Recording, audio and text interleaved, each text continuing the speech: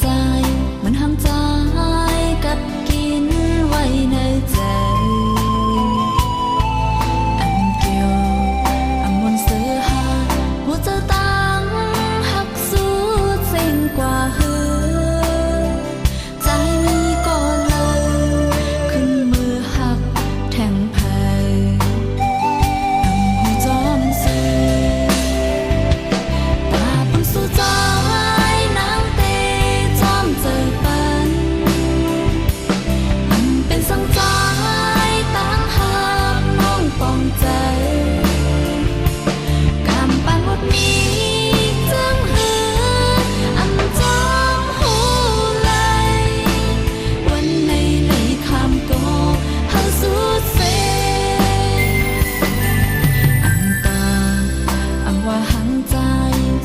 ใจ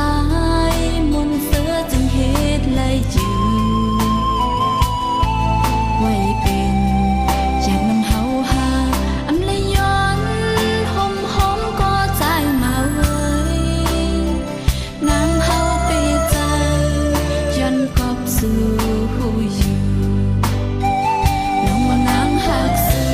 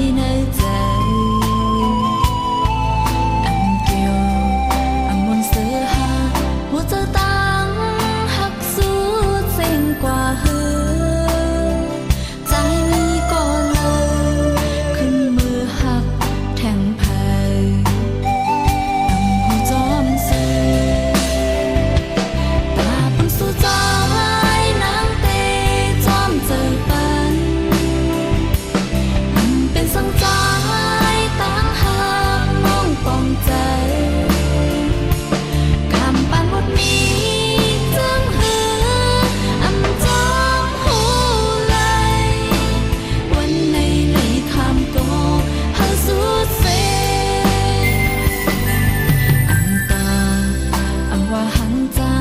สังว่าใจ